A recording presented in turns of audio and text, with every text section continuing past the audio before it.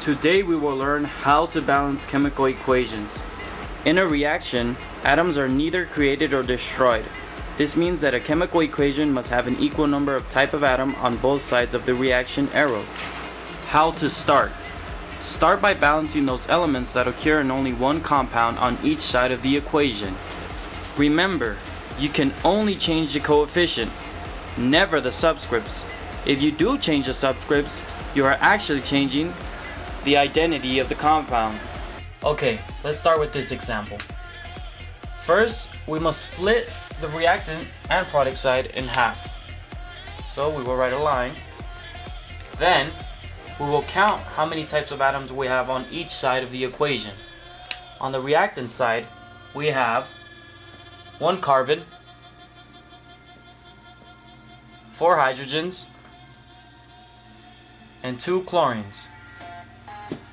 On the product side, we have 1 carbon, 1 hydrogen, and 5 chlorines. Now, with this collected information, we can see that on both sides of the equation, carbon has an equal amount of atoms. So this is already balanced. But on the product side, we have 1 hydrogen and 5 chlorines. On the reactant side, we have 4 hydrogens and 2 chlorines. This is not balanced. Alright, so since hydrogen is listed as the second compound, we will balance it first. On this side, we have CH4.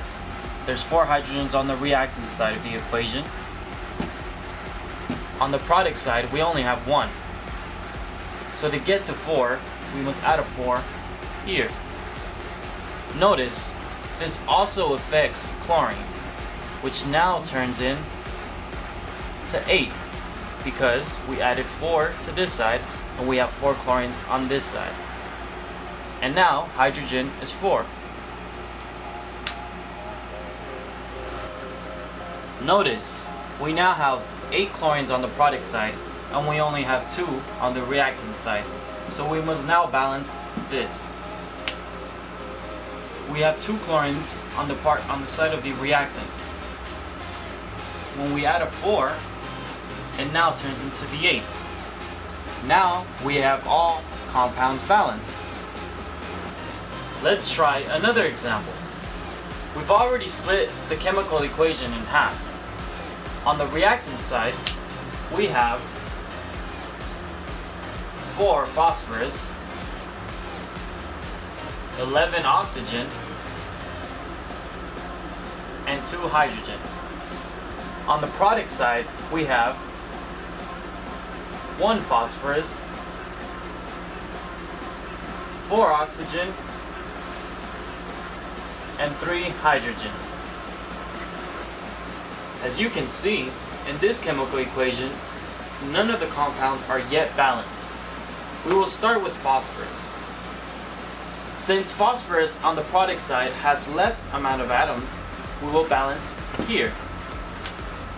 We have 4 phosphorus on the reactant side, so we will add 4 here. Notice, this also affects hydrogen and oxygen. This now turns into 4 phosphorus, 16 oxygen, and 12 hydrogen. As you can see, we've now balanced phosphorus on each side of the equation. Oxygen and hydrogen are yet to be balanced. We will continue by balancing oxygen. On the product side, we have 16 oxygen, and on the reactant side, we have 11. Right here, we only have 1 oxygen. On this side, we have 10.